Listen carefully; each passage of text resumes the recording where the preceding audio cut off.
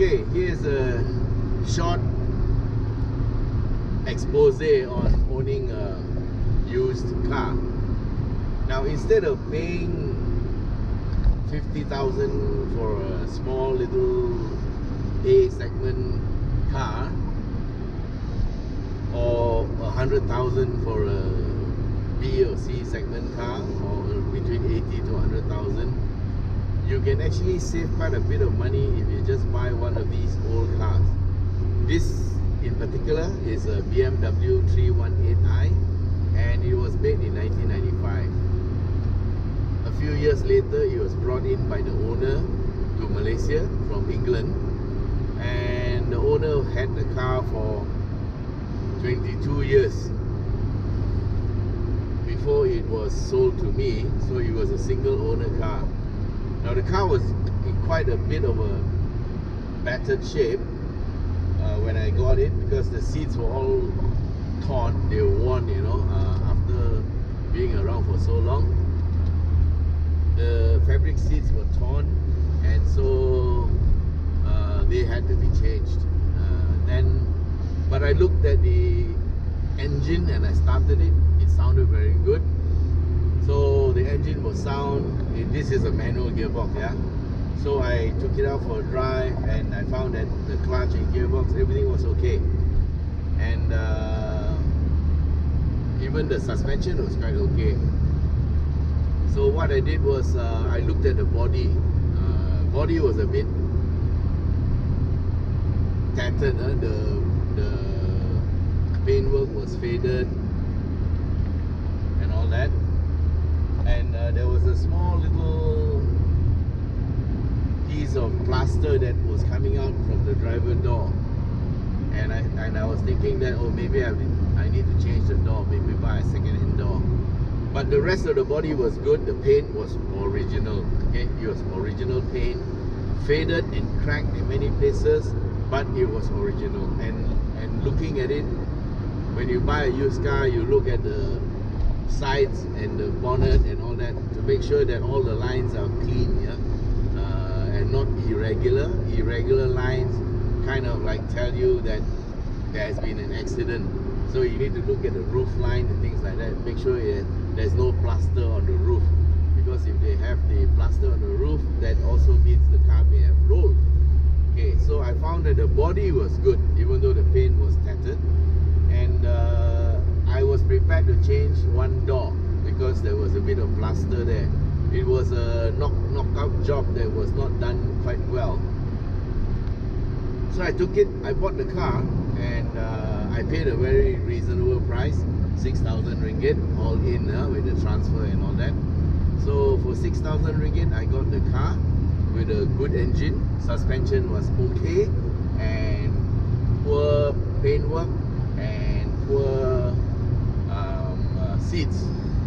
So first thing I did was I took it to a paint shop, and I asked for a quotation. It was about 3,000 ringgit to paint the whole car. And then I asked about the door. My expert panel beater looked at the door and said, oh, don't worry about this door, I can get it back to perfect condition, because this was a very hastily done and badly done job.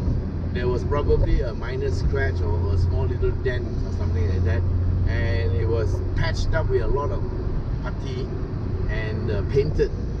So this job would have been done in England. Okay, they don't have the kind of handiwork that we do here. They just putty everything. You know, there's a dent, they putty everything to make it flat, and then they paint. So he knocked out the small dent, and he said, you don't need to change the door, because I was ready to change the door skin. And after it was done, it looked really good. So you can always check it on my driver door. And the rest of the car was fine. There was a small little broken part of the front bumper that was a bit cracked because it's plastic, but he used some fiberglass and he mended it, and then after repainting, it's as good as new. Okay, I'm in 5th gear, climbing up the hill. So we're shifting down to 4th, and still struggling up the hill. Yeah, this is a very steep hill. And so after the car was done, oh my gosh, it was beautiful. Well, it's been about 2.5 years since I did the paint work, and it still looks good. There are some acid rain spots here and there, but that one can be polished away. Okay, so that was the paint work done. Then that cost about 3,000 plus, yeah, 3,000 with a bit of stuff here and there. And then there was the seats, and I had this fantastic idea that I wanted the seats to be leather, and I wanted them the same color as the original fabric. Okay, so I went to see my friend Ang Ngau in Sungai Besi, and for a little bit below 4,000 ringgit, he got me a set of leather covers. He had to keep the car for about 4 or 5 days, and changed the leather covers on the seats, so now they are leather. I kind of regret having this grey color because they are quite difficult to keep clean, I heard. Okay, but never mind. Anyway, they are leather. Later, maybe if they get very dirty, I can always paint it. Okay, so after doing the seats, and while they were doing the seats, they of course removed all the inside of the seats, yeah, or the back seats and all. And I had a chance to look inside. They even removed the side door panels and all that, so I could see inside the door panels. And I can tell you, except for a little bit of dust, the panels were fantastic. Okay, there is not a sign of rust on the entire body of this car. So this body is actually a very good body, and I can tell you they don't make cars like this anymore. So this body uses quite thick gauge material, you know, which is why the car weight is actually 1.3 something tons. Now that is quite heavy for a car, but weight means strength. So the body is quite good. Okay, we are in a tunnel at the Karak tunnel. It's 950 meters. Okay, I'm going to overtake this truck slowly, keeping to one side. And it's not good to drive in a tunnel with a truck. So you either stay far behind or you get far ahead. Yeah. So anyway, we are going to emerge from the tunnel. This is 950 meters long. Okay, so after doing the seats and the paint work, next thing we had to do was go and service the car. So I sent it to my favorite workshop that belongs to Ian Kong, and he got it fixed up for me. So one good thing about Ian was he got everything checked, and so we changed the belts, we changed the hoses, we also looked at some parts that were broken or whatever, small stuff, and he changed them. He checked the knuckles, the suspension parts here, the bushes. Some of the bushes were changed, and that's why today you can see the car cornering very well. No rattles, no nothing loose in the car. And so that was it. We changed all the fluids, yeah. And so that came to a full figure sum of about 2,000 ringgit, 2,000 plus. And we even tuned the engine, changed the spark plugs and stuff like that.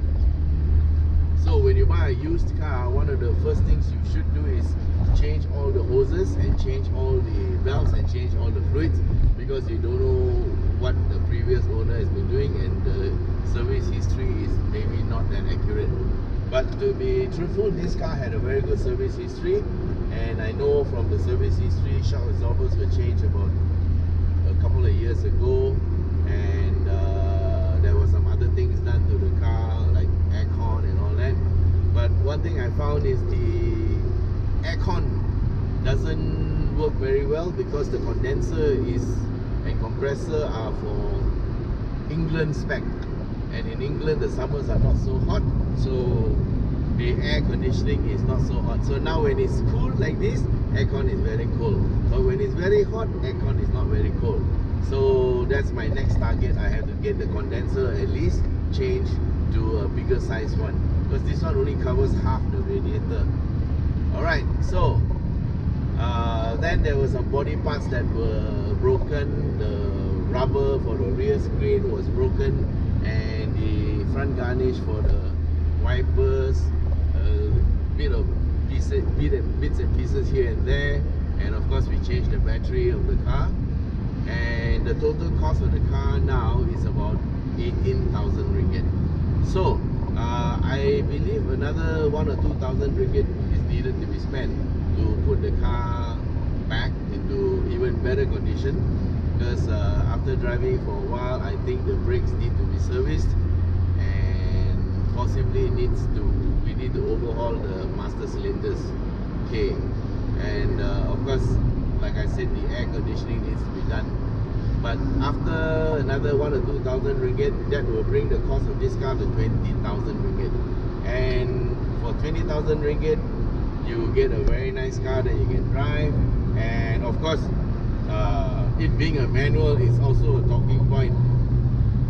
A lot of my friends have looked at this car and said, "Oh, it's a manual." Then I say, "Yeah, it's a manual, and this is not one of those modified cars, modified for auto to manual. This is the original manual." Yeah. So anyway, just for your information, this car has got 144,000 miles on the clock. That comes to about 200,000. And surprise of surprises, the engine is still running very, very smoothly. And everything is still good. So if for under 20,000 you can get a very decent car like this, and you don't have to pay installments at all. Okay, so if you're looking for a nice car to drive and that is economical to own, this is something to consider. Buy a used car, do it up nicely and enjoy it. So whilst you're at it, you might as well pick up a brand that is recognized, like BMW, and they have always built good cars. Yeah. Alright, just for your information, fuel consumption on this car is mooted at about 10 liters per 100 kilometers, or for every liter you can get about 10 kilometers. Okay, driven on extra urban, that means like in outstations conditions like this, you can get as much as 13 or 14 kilometers per liter. Alright, so it's pretty good fuel economy for a car of this power and this size and comfort. Yeah? This will seat 5 people very comfortably, and well, as you can see, it's going very well, no problem at all. Alright guys, that's it for now. Thank you for watching, and don't forget to subscribe. Bye bye.